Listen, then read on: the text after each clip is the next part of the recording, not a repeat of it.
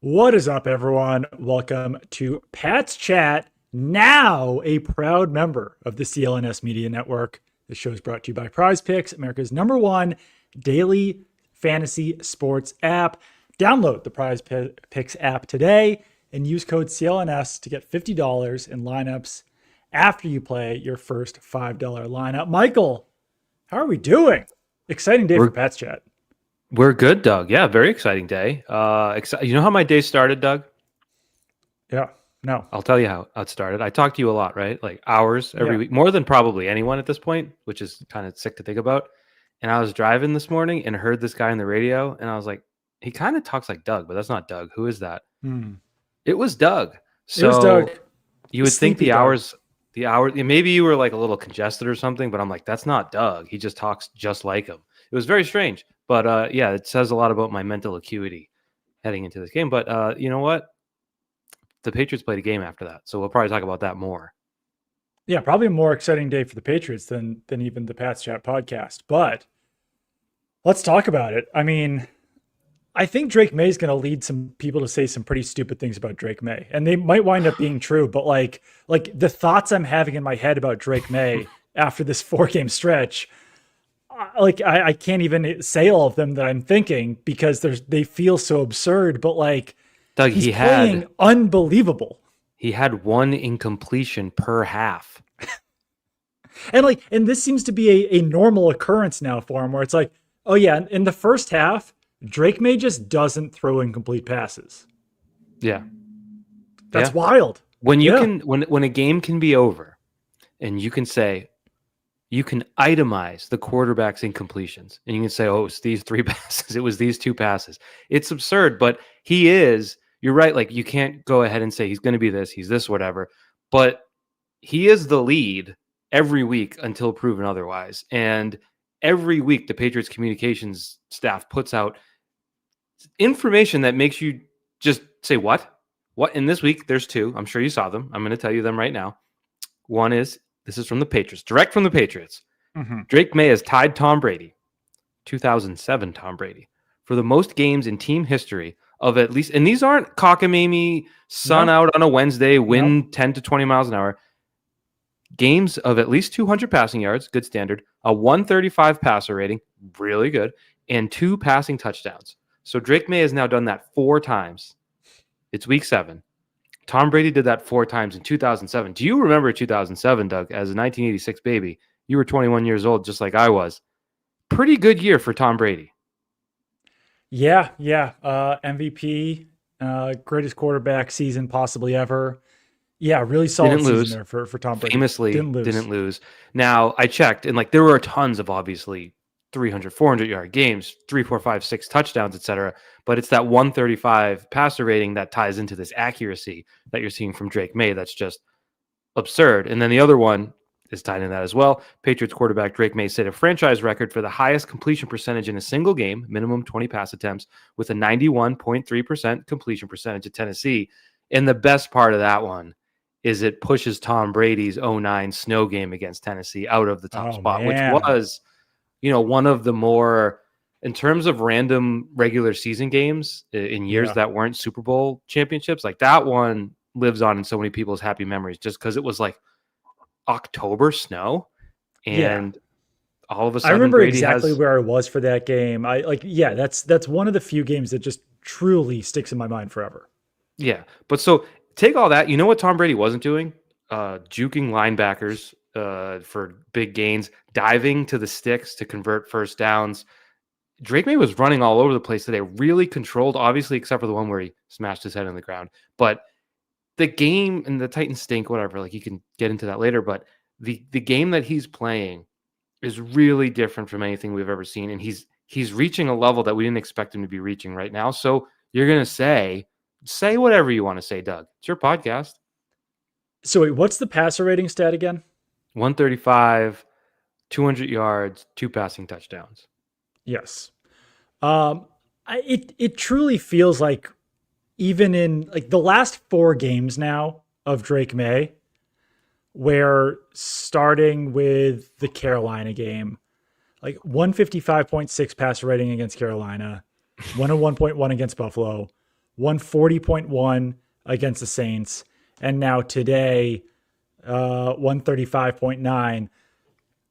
Like, it truly feels like right now he's playing as well as Tom Brady did during his best stretches. And I know that's a crazy thing to say, but it's happening. And the downfield passes right now, just it truly feels like he's just pitching the ball to someone.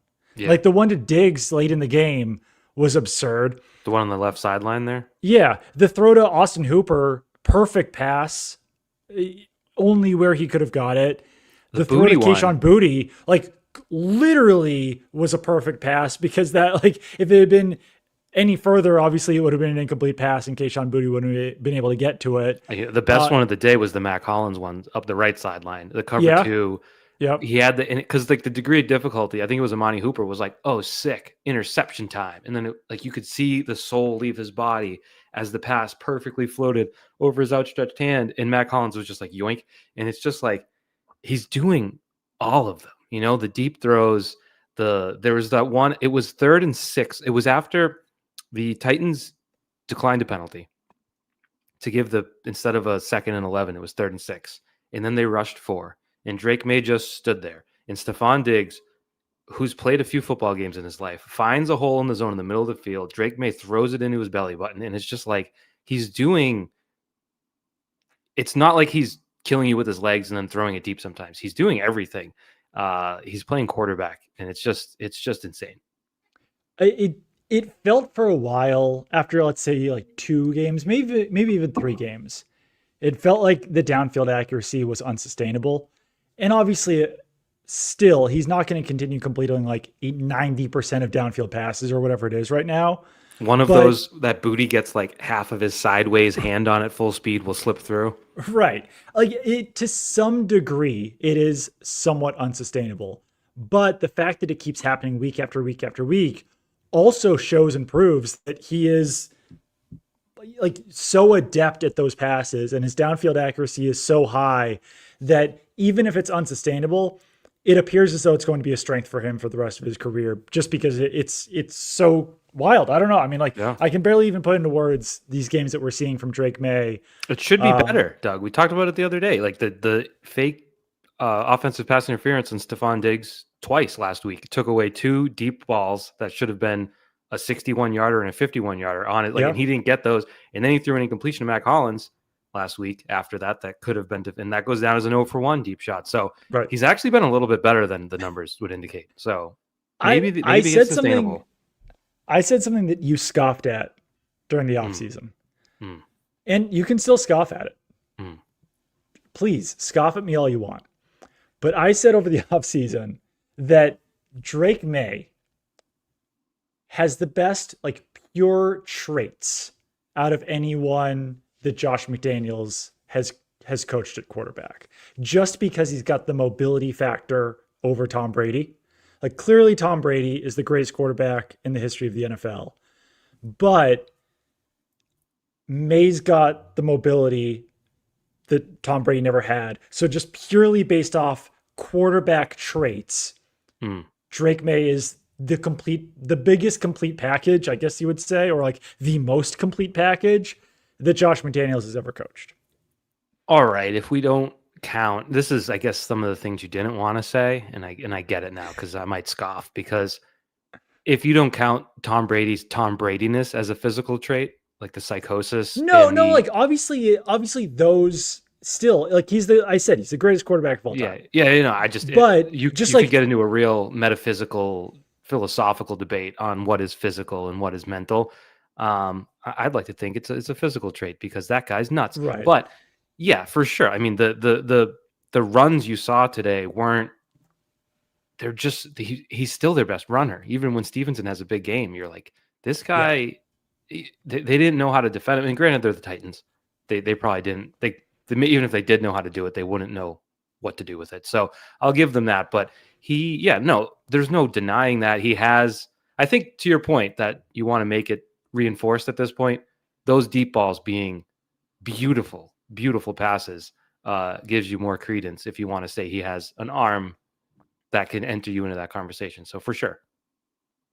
Another thing I will say is that it's really hard to have the conversation about like where does Drake May rank currently among NFL quarterbacks, starting quarterbacks, whatever you want to call it. Hmm. It's undoubtable that right now he is playing like, let's call it like a top 3 quarterback in the NFL among current starters. It would be like Drake May, Josh Allen, and I don't know, Jared Goff's having an insane year. Baker Mayfield's having a great year. It helps, obviously, in this conversation that Lamar Jackson and Joe Burrow are hurt, but like he's playing like a top 3 quarterback. He's undoubtedly, even when you discount like playing, like I think he's undoubtedly a top 10 quarterback right now in the NFL. I don't know.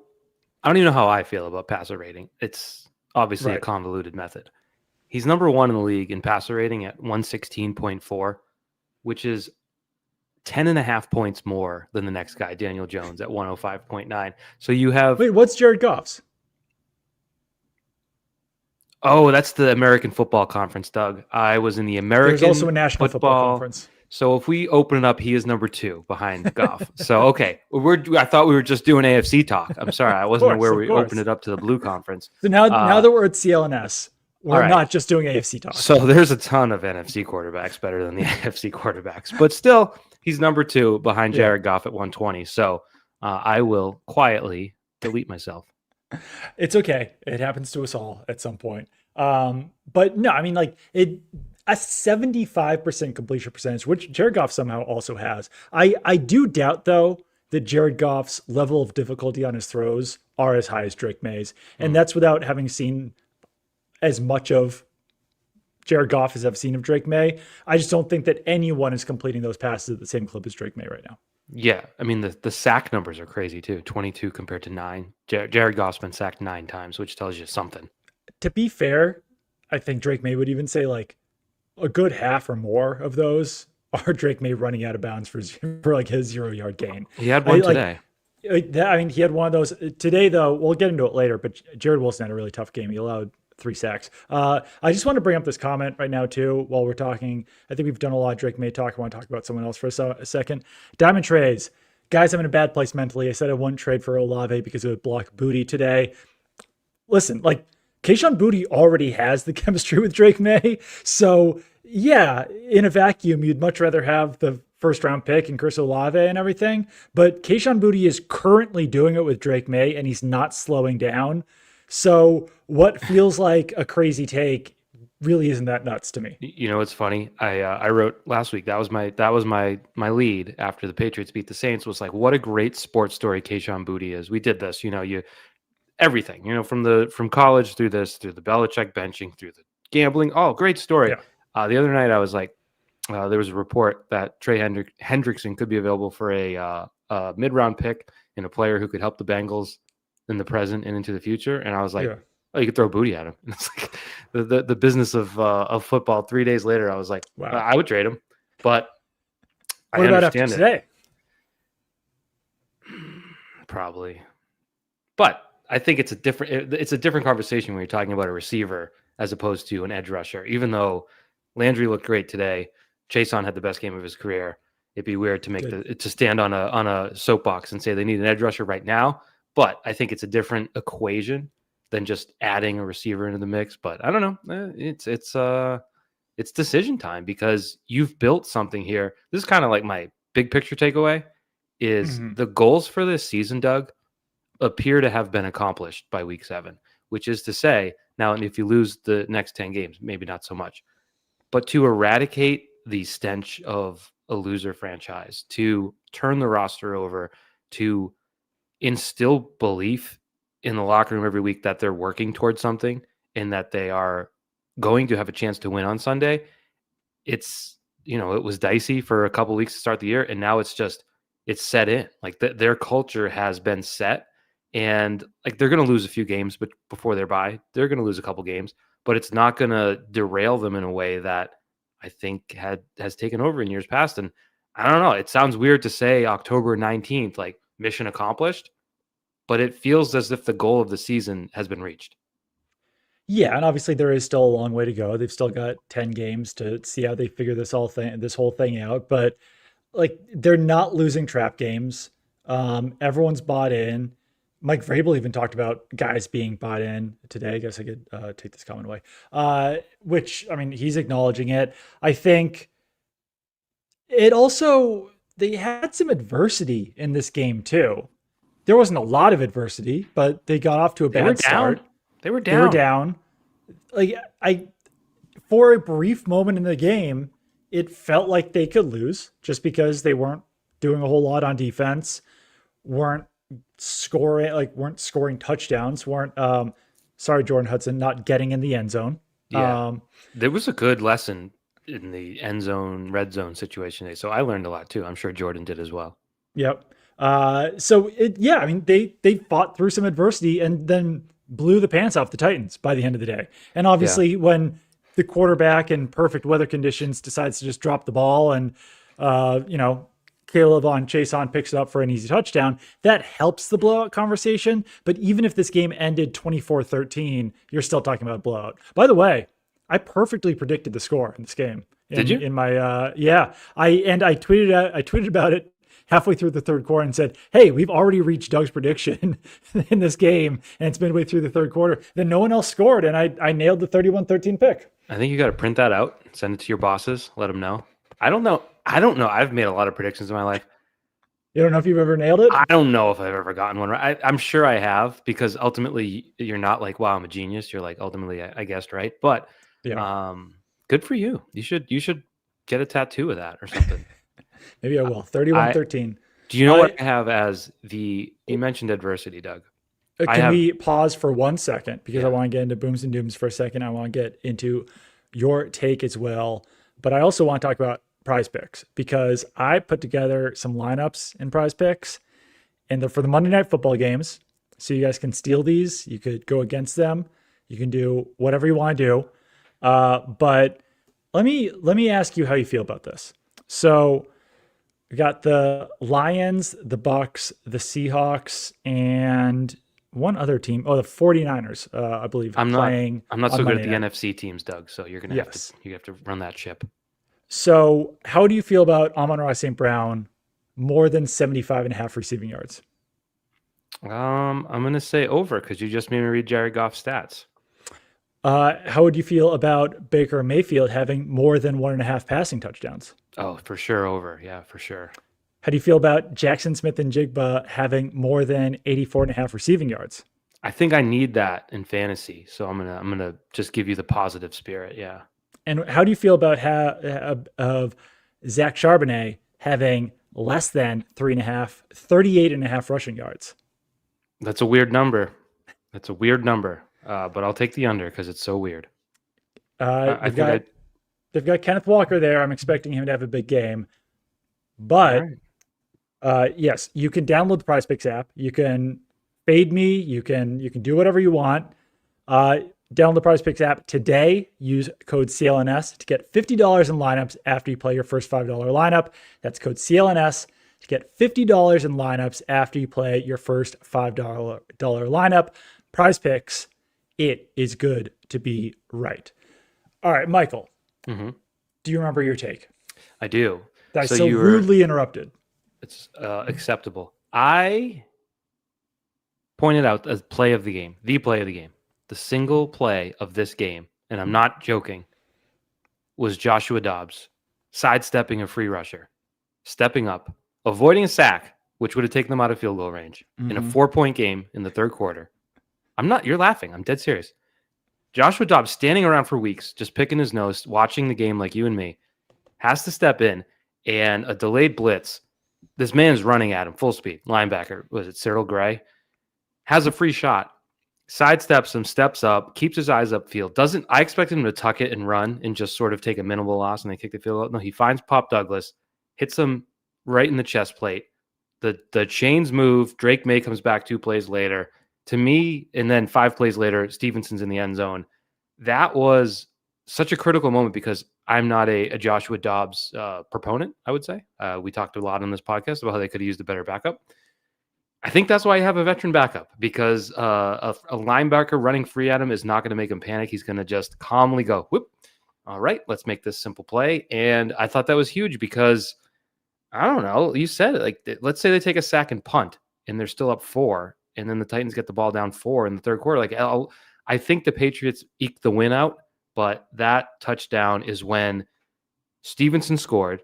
Then you had Christian Ellis absolutely thumping DK on the kick return. Like, oh my God. And then the next play was the fumble touchdown.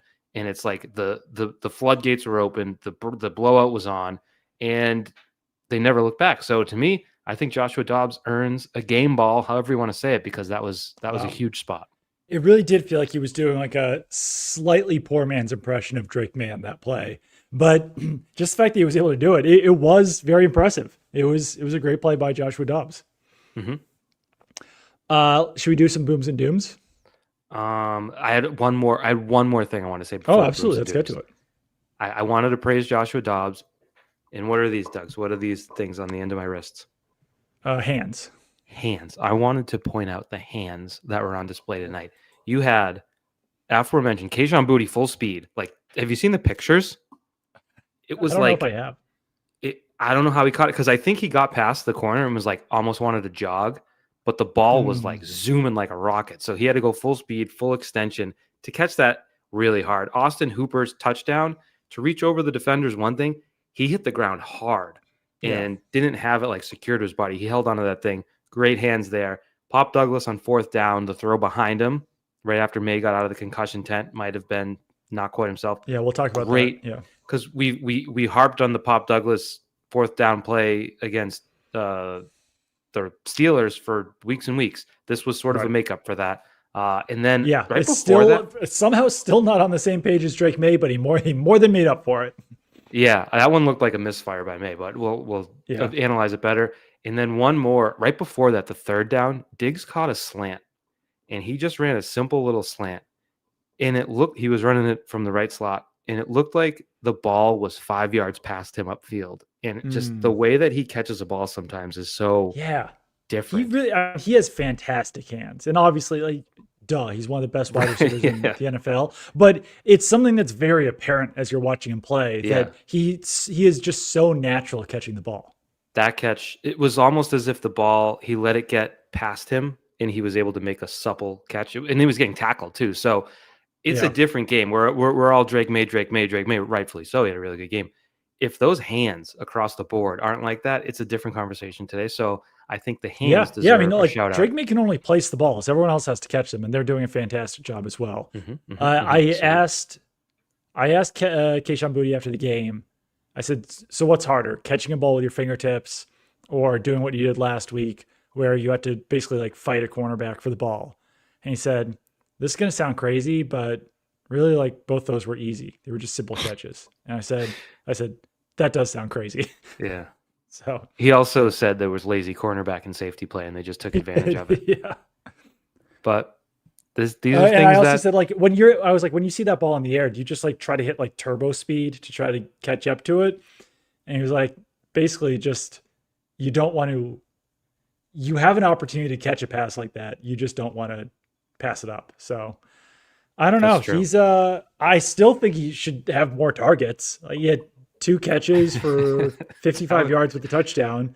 That is how it's hard because Drake May's really not throwing that many passing attempts. Well, they ran it like crazy today, which they needed to.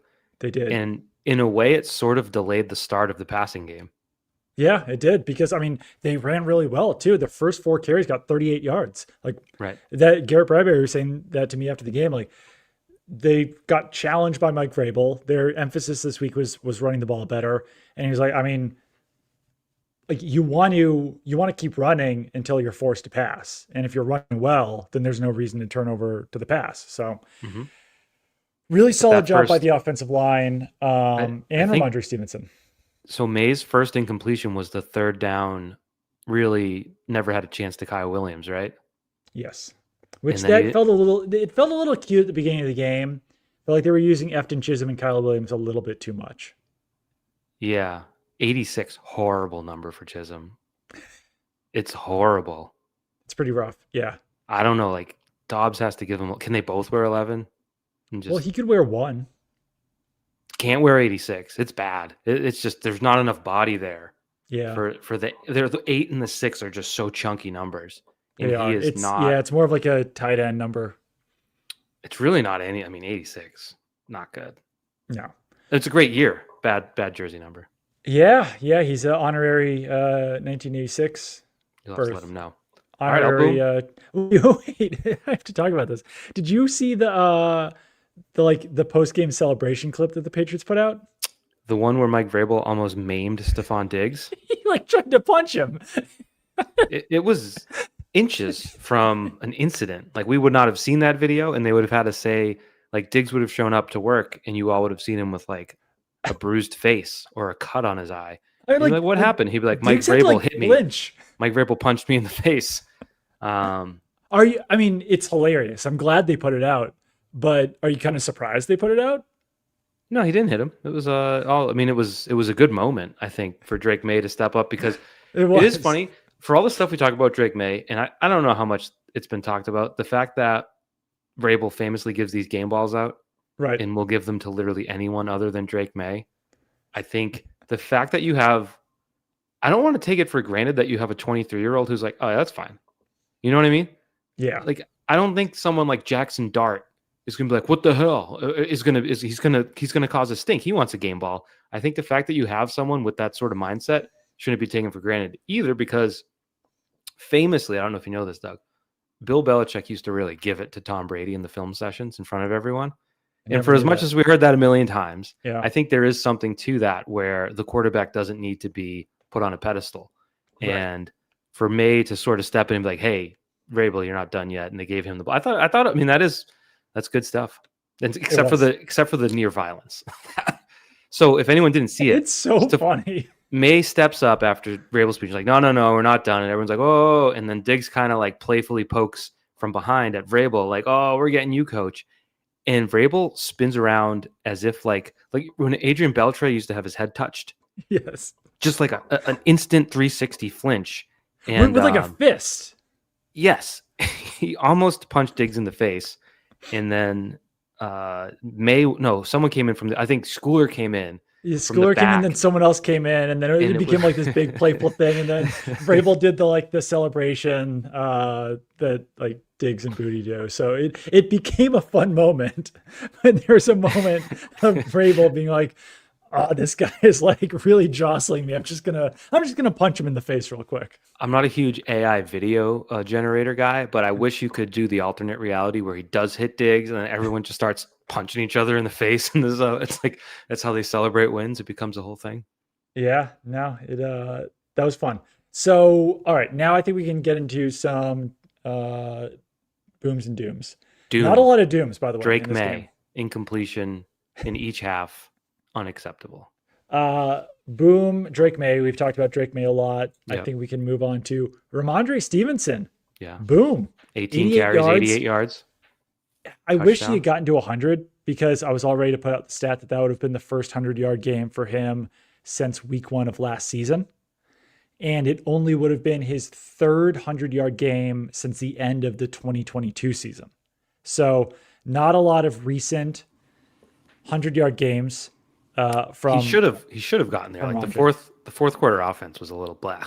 So well, I mean, they stopped trying, obviously. Yeah, they put in Terrell Jennings. Yeah, if he had gotten Terrell Jennings yards, obviously. I'll get to it in a second. But no, I mean, obviously the run blocking was a lot better in this game as well. Really interesting. Trevion Henderson barely played in this game. He played, I think, carries? 8 or 9 snaps. He had 2 carries. I mean, I'm sure it was a game plan thing, but even the fact that they would game plan Trevion Henderson out of the rotation, it's a little damning. Mm-hmm. Yeah, this is not what we expected. I think it's not hurting them right now. No, but it's a high pick. It's someone who had checked all the boxes. Even it's not like he checked the boxes and throughout the summer he looked to have checked many boxes. So the fact that it hasn't quite come together so far, and it's not as if he hasn't had the window for it with the way Stevenson's been struggling. But on the Stevenson side, there was a one run where he ran to the left side and just burst up. And it's a gear he hasn't hit since Miami in week 2, which obviously the Pittsburgh game derailed him. And then since then, you've just been watching him not fumble and just being like, don't fumble, don't fumble. Except for his fumble in Buffalo, obviously. Playing a lot looser. Yeah. There's just, that speed, because he looked so free and loose in Miami, just running around like crazy, that he had some hints of that today, which you haven't seen since then. So if they are, I don't know, there was plenty of people, and I'm not even like wagging a finger at them. There were plenty of people saying, get this guy off the team, cut him, just cut him. Yeah, I was never at cut him, but I was at the point of like trade for someone and make him the second or third string. Yeah. Yeah. But they didn't really have a choice. They didn't really have a better option with Gibson getting hurt. So credit to whatever combination thing. I know Vrabel gave credit to the practice and the techniques and all that. I think it's more mental than anything. Like I don't think Ramondre Stevenson didn't know how to hold the football anymore. No, absolutely not. And I thought this was just a funny quote from Garrett Bradbury. It sounds like I'm like patting myself on the back, but I asked him what the difference was in the run game. And the first thing he said was, I think you guys talking about it so much. So I guess if we just criticize the team for long enough, then they'll make corrections because they're tired of hearing about it. So all credit goes out to the Pats Chat podcast. I heard the Patriots aren't sending me enough pizzas. You want some pizzas? I love pizza. That's fair. Were you doing booms? I got a boom for you. Yeah. Give me another boom. I mean, the obvious one is Caleb Von Chason, but I am tying that in with Harold Landry because the first Chason sack was really Landry running Ward off his spot, and then Chason basically cleaned it up, that was a big one. That was a third down when it was 10-3, I want to say. Yeah. I believe the Titans were winning, and you really needed to stop. It's like once that sack happened, everything good started happening for the Patriots. So that was a huge play. So Chason really, but I don't want to ignore Landry in that equation either. No, I think that's totally fair. Chason was definitely one of my booms. Kayshon Boutte gets a boom for the touchdown catch. But you could throw in Austin Hooper in there as well. You could throw in Steph Diggs too. I'd pop Douglas. The fourth down play was huge.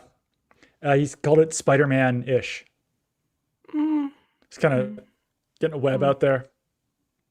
Fair enough. Shot him up at the ball.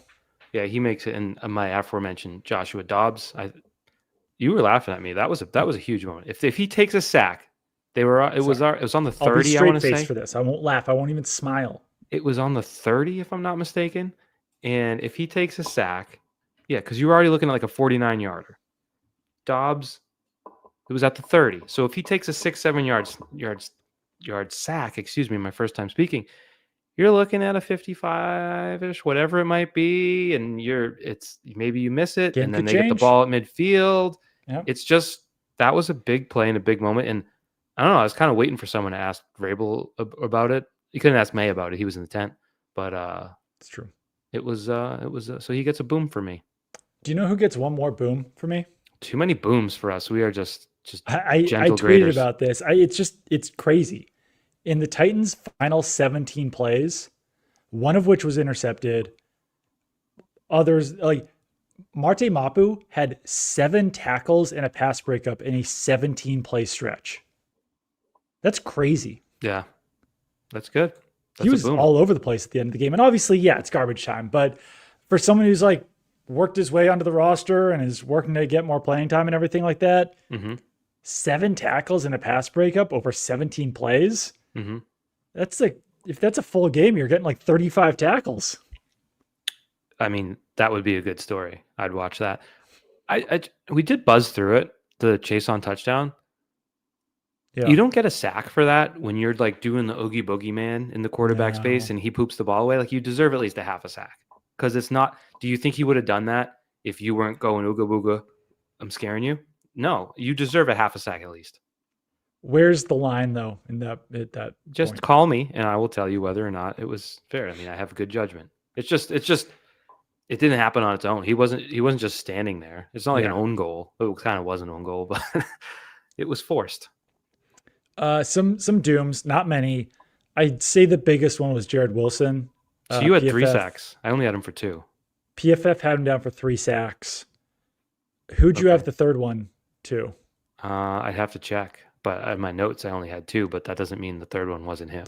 Yeah, I think he had all 3 sacks. I think NFL. Well, 1 sack was the I out think of bounds one, right? I think Next Gen gave one of them to either Bradbury or Campbell. I would guess it would be Bradbury, but yeah, no, just I think that's one of those types of performances that if it happens once more, then maybe you consider putting in Ben Brown at left guard.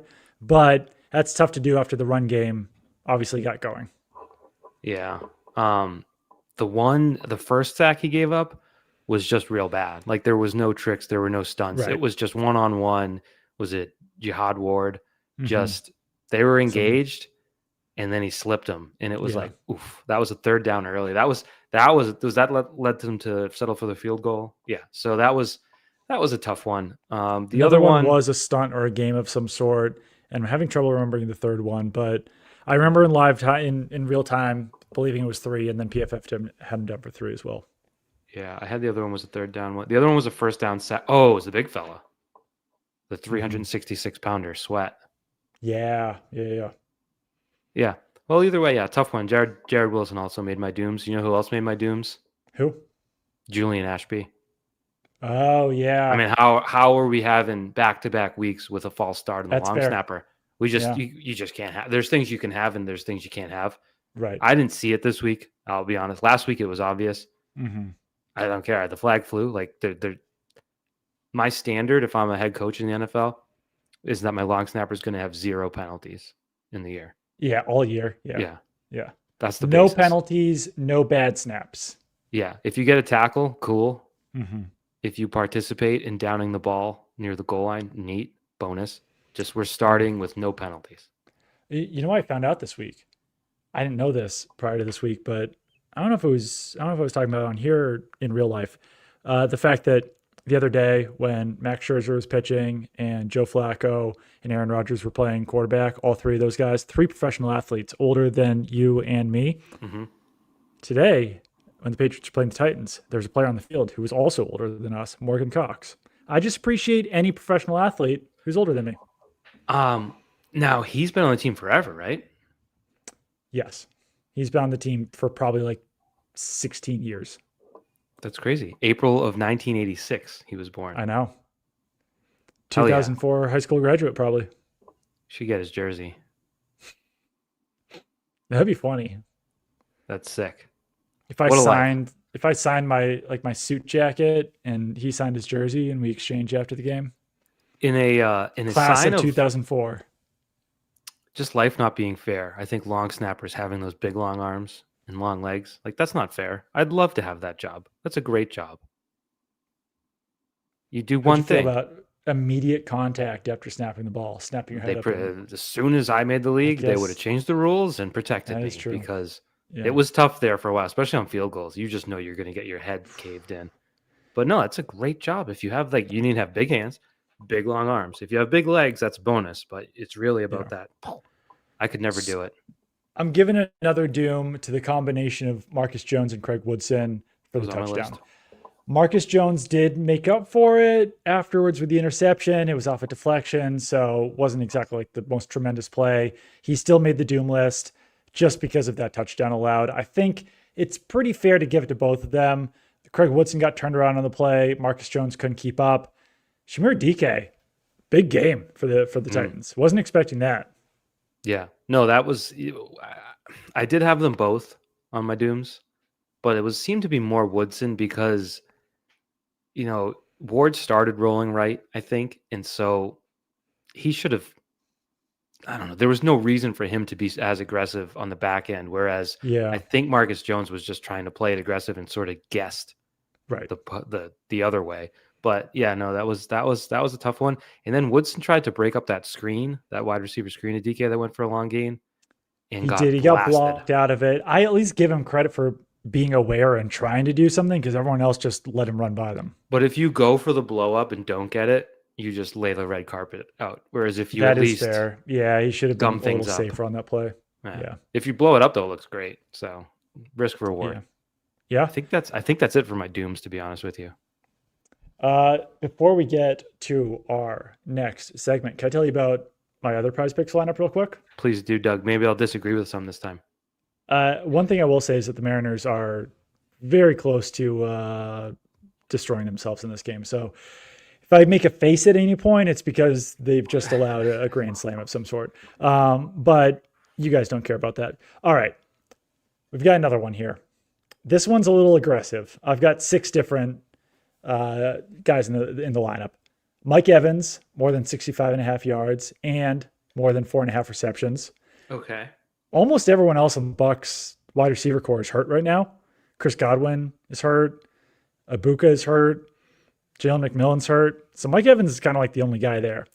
Then I'm also going Sam Darnold, more than half a passing touchdown and more than 222.5 passing yards.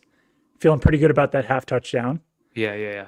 I also got CJ Stroud, more than half a passing touchdown and, once again, more than 225.5 passing yards. So Okay. I'm just playing for all the stats in my prize picks lineups. You're an over guy. I'm a more than guy, and so prize picks, it's really fun, and you can download the prize picks app today and use code CLNS to get $50 in lineups after you play your first $5 lineup. That is code CLNS to get $50 in lineups after you play your first $5 lineup. Prize picks, it's good to be right. Let's see if I'm right.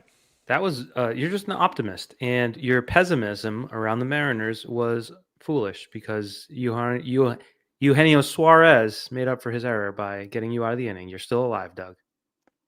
Gino rocks. He hadn't hit for like the entire postseason, and then he was like, you know what, I'm gonna hit a solo home run at the beginning of the game, and then I'm gonna hit a grand slam that is already the greatest moment in Mariners history, probably surpassing the Edgar Martinez double. So, and it surpassed the Cal Raleigh home run that happened like 5 minutes before it. So yeah, things are stacking up out there. I'll be honest though, Doug, I'm a sport lover. I love sports. And the thing I root for in sports is more sports. So if you were to lie detector me, I'd probably be rooting for a game 7 myself. But I know that's not what you're looking for tonight. I can't handle that. I love more sport. I get so depressed when sports end, and baseball especially. But like, there's still a Monday Night Football game tomorrow that you could watch instead. There's gonna be a sport you can watch, and then the World Series is gonna start at the same time, regardless of whether it goes to 7 games or not.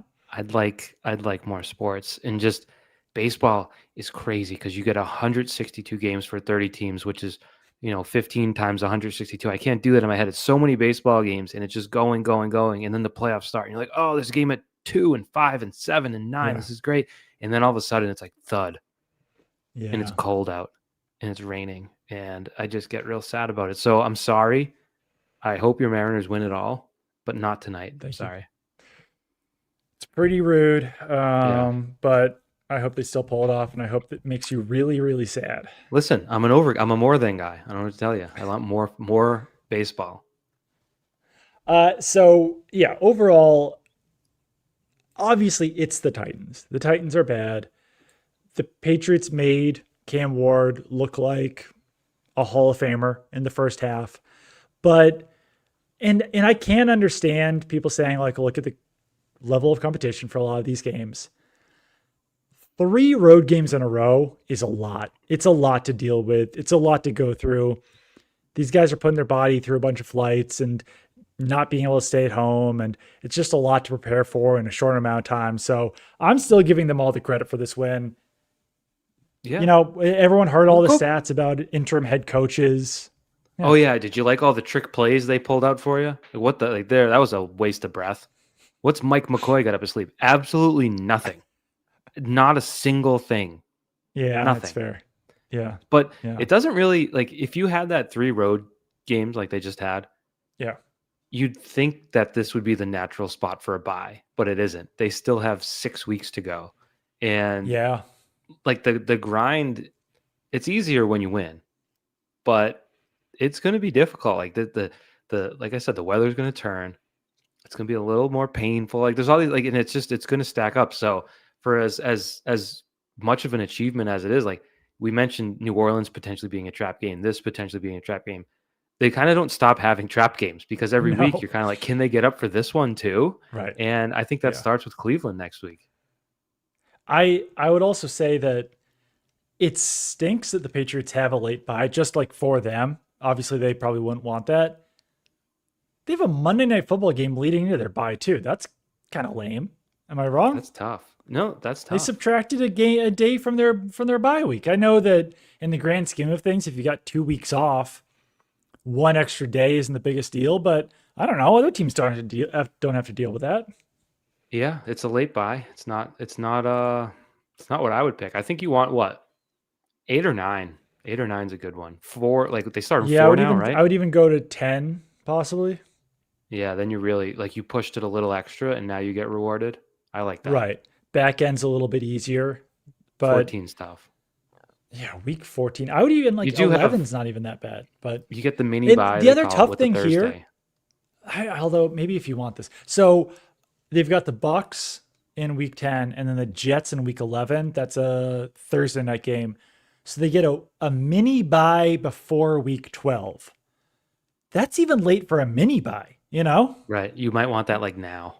Yeah, you kind of want the mini buy now and they get the real buy in week 14. You also That's a way to at least bridge the gap there. you have your Thursday game after a road game, a game that we think should be moved later. I don't know when we're going to get word on that Bucks game. You got to start digging on that, Mr. Thursday Reporter, game man. after road game is tough. Yeah. I think that's another one that you don't really usually see. But I don't see it. But who's it Yeah. against? It's against the New York Jets, who are bad. Yeah.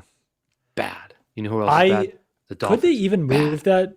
Knowing that they've got the Thursday game next, could they even move that to a Sunday night? I think they can do whatever they want because they don't care about the players. And yes, to answer your question, I bet they can. But they're gonna have to do it soon. I mean, it's only a month away, so you gotta make that whatever they got to do to that game. The Jets Panthers game today was one that they kept doing game breaks on, and I was like, Oh God. don't give me a Jets Panthers game break. Just don't. No one's asking for it. No one's in need of the Jets Panthers game. They're break. like, if this guy's watching the Patriots Titans, he's probably also kind of into the Panthers and Jets. Like, I did actually check though. The sicko likes bad teams, so I did have to check at a certain point if Justin Fields had net positive passing yards, and he did.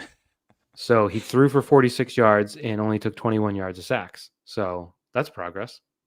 Yeah, that's major progress.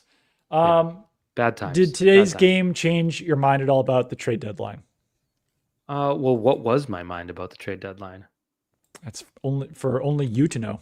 Oh, I thought maybe I had spilled my guts and forgotten. Well, but, I mean, I had been talking about like a Brees Hall level running back plus an edge defender. I think you could still use an edge defender. Pass rush was a little bit better in this game, but I still think any team could use another edge defender. And I'd probably still want them to bolster the running back group a little bit, especially if you're only going to give Trevion Henderson 9 snaps in a game and 2 carries. Like if you don't trust him, even in the matter of one game plan, then I think that like you can't just run Ramondre Stevenson into the ground every week. Yeah, no, I'm with you. And the thing with this team that you have to be cautious about, they are so thin at the top of their roster. Like they are an injury away at any position from having a problem. And that's you like almost don't even really want to talk about it because you don't want to jinx them in that. But there's probably like 5 or 6 injuries that they could not get over on this roster. Like in terms of positions of depth, I think the receivers are, what the room is like. They're kind of deep there. They're not all pros, but behind Diggs you have guys. They're at least 4 deep with guys that you want to work with on the. Yeah, and then I would say defensive tackle you have 2 stars, and I think Kairos Tonga again with another holding penalty today that you could see like right in the open. And Joshua Farmer and Corey Durden have also been playing pretty well. So you're pretty deep there, actually. Yeah. Yeah, D tackle, receiver, you're pretty deep. Think you end there. So I think any additions you can make. I saw a report that they were looking at corners. I don't know how accurate or whatever is the news is these days, but that I don't think there's a position where they couldn't use some bolstering. And then it just becomes, I don't know, do you go big game hunting? Trey Hendrickson I mentioned earlier, Olave you mentioned earlier. I don't know. It's just Depends what. Olave's interesting. I would almost rather. I don't know. I guess. Yeah. You want the better player. So Olave is who you'd probably want there. But I also Jacoby Myers still is appealing to me, just because I think that you could possibly just kind of slot him in where Mac Hollins is right now, and he'd be a more effective Mac Hollins. Just a third wide receiver to throw in there to make Drake May's life even easier. He plays Mac Hollins Yeah. seems so perfectly suited to play that role where it's like he'll catch 2 or 3 balls a game. They'll always be for first downs or touchdowns, and he competes. Like he's done nothing wrong in my eyes for that role. Definitely not. Yeah. So I don't know. Did Myers? I thought Myers was healthy. He didn't play today. I think that probably means that he's probably On the block at some point. Yeah. It was a good game the Raiders put forth there in Kansas City. So yeah, 31 zip. It is very true. So yeah, I don't know. I think that they could still use some help. I think that getting to 5-2 only strengthens the idea of try to add as much to this team as you can to, like, while Drake May is still in a rookie contract. Like, if you genuinely think, okay, maybe this team has what it takes to not only make the playoffs, but go on some sort of run, then I don't know. Yeah. I mean, there's 3 teams in the AFC with 5 wins.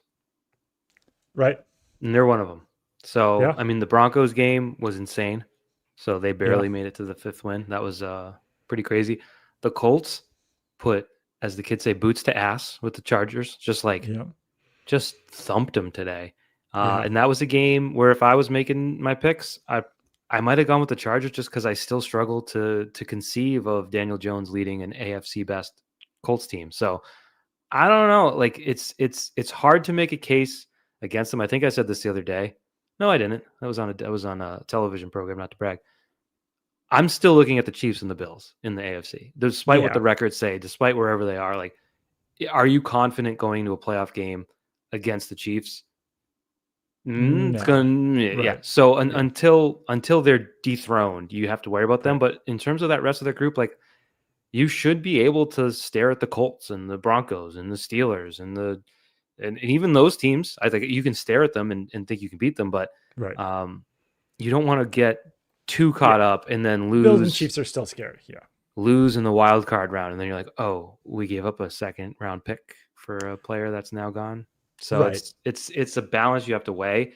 And obviously you want someone that's going to be here longer than that, but that's not what the trade deadline's for. So you probably won't get it. Yeah. I mean, I think that obviously, the Bills and the Chiefs are probably still the ones that you worry about the most, because you could make a case at least that, like, let's call it the Colts, Broncos, Steelers, Chargers, certainly the Jags. Like, there's a case that any of those teams are just as potentially fraudulent as people think the Patriots are right now. I'm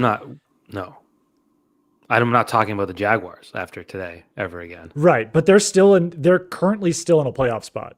Sure, not in my playoffs, Doug.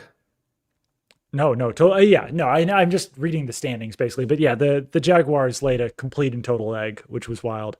But no, like there's holes to be made in everyone. I think that still us at least, and people in New England, I would guess, look at the Patriots, didn't expect them to be this good, and are still kind of waiting for the other shoe to drop.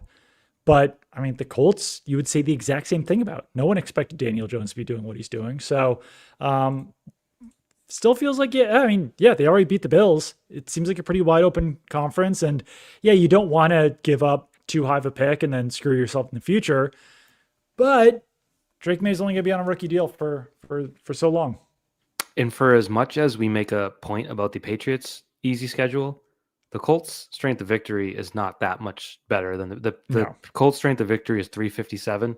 Their opponents have 15 wins. The Patriots is 324. Their opponents have 11 wins. So it's a drop, but it's not as if it's crazy. And then Denver's worse than the Patriots. Pittsburgh's right. Like the Bills' strength of victory is somehow 111. Their opponents that they've beaten have 3 wins. So that's crazy. I always like strength of victory as an indication of how valuable your wins are. And it'll even out. It'll spread out over time. But I don't know. This is what you said. Like Indianapolis. Wow. The Bills. I'm still holding out for that other shoe, as you mentioned. the Bills have a worse strength of schedule than the Patriots too, significantly so. That's interesting. That's weird. Who did the Bills play? Did they only play last place teams? I guess. I guess. Before we wrap, we're going to wrap this up in like 5 minutes. Baltimore, Jets, Miami, Saints. Wow. Patriots, Falcons. All right. While we still have some time left, make sure to rate, review, subscribe to Pat's Chat Podcast. We are on CLNS now, which is fantastic news. It's good for everyone. And I'm excited to join Taylor Kyles and Alex Barth and you've got Andrew Callahan and Brian Hines and Mike Cadlick and John Zanis and the entire crew at CLNS. And that's just the Patriots people. Greg Bedard, Michael Hurley. No, it's really exciting news, and I'm very excited to be on CLNS. So rate, review, subscribe, do all that fun stuff. Do you have anything else on the Patriots? Are we at a nonsense stage? Where are we right now? I have a quick nonsense thing. I think we covered we covered the Patriots Titans game, I believe, in depth. Like, I don't know. Yeah. How'd Bryce Baringer do today? I didn't really, he didn't make my notes. You want to get into that? Yeah. I was joking. Don't get into that. Once or twice? Yeah.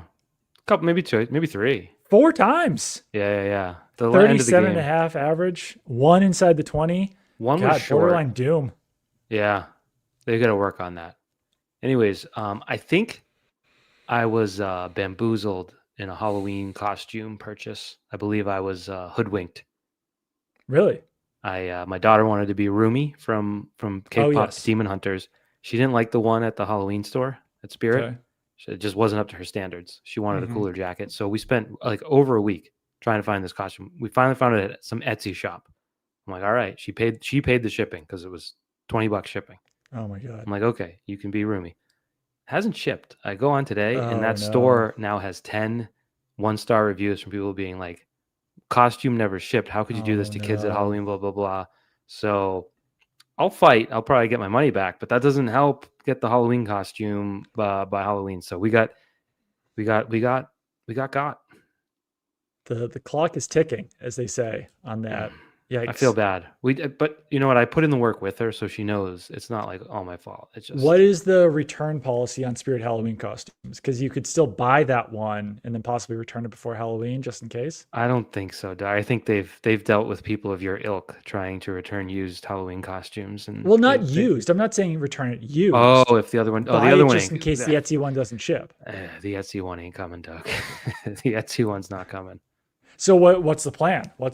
I'm worried about this. I'm stressed. She's got a backup plan. What? She's got a backup plan. She's going to be something else, which it's disappointing. But you know what? That's typical. These kids want to be something, and then 3 weeks later, they're not into that thing anymore. I know. So it's dangerous. I think I think the plan is still for her to be Wednesday, which I think she's like possibly thought about being for like 4 years straight. It's amazing we finally got here with it because I figured that she would want to be someone from K-pop Demon Hunters or something else, or like Wicked or something. But I think we're sticking with Wednesday. What was, how they always have the generic Halloween costumes that don't have the proper IP? Yeah. What was the Wednesday one? It was like. Is it like Gloomy Goth Girl or something? Goth Weekday Girl or something? Yes. So that's what you should say she is if anyone asks. Yeah, I don't want to get sued. Yes, she's going to be Wednesday Addams. She's going to be Weekday Goth Girl. Yeah, I don't think I've got anything else. Nashville's been fun. Hot chicken? Broadway Street, whatever they call it. Broadway? Just Broadway. I mean, it was like Disney World level crowds. It was wild because they also had the LSU Vanderbilt game last night. I don't know what else is going on in the city, but I could not believe how many people were on Broadway.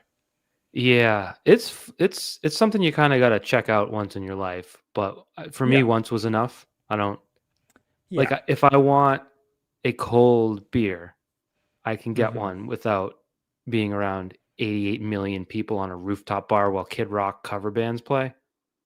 Like sometimes once was enough. Sometimes you do get into a bar and you're like, oh wow, this is like a really good country band that's playing. But but you don't know where that's going to be. So then you just wind up going to a bunch of the different bars And you don't want to keep being like, do you want to check a different place out? Do you want to check a different place out? Right. Because that feels crazy to just go upstairs to a different bar. So then you're just kind of like, all right, I guess I'm here. I think what it is, and I should be like, there was some great cover bands I saw, some great original bands that I saw playing in different spots. I think as the night gets later, the bands get worse and the songs get more cringy. Like you'll get like what's like Uncle I heard Cracker. a country version of All the Small Things last night. That should have been the lead segment of our nonsense. Someone told me about that once. Oh, Emerson went last year and they witnessed that. So maybe it was the same band. But yeah, no, I enjoyed a lot of good music there and then a lot of bad music there. Like to me, there's two extremes and not much. It's tough when you cross over. But yeah, good for a short little trip, I would say. Yeah. So done traveling for a couple of weeks. Next trip's in Tampa, but I'm excited to be home for a little bit. Although it's been fun. All right, I think we're good. Hey, we're good. And we did an unscheduled plaid chat. So I know I meant to say that off the top. We're kind of showing hats. our millennialness right now by both wearing the Buffalo check plaid shirts. As soon as the weather hit a 5 at the beginning of it, we're like, the plaid's got to come out, bro. It's true. Fall festival. Yeah. All right. Well, thank you for listening. Rate, review, subscribe. Check out CLNS. Check out all their other incredible podcasts that we're now a part of. And we will talk to you guys in midweek, probably on Thursday morning. Goodbye. Bye.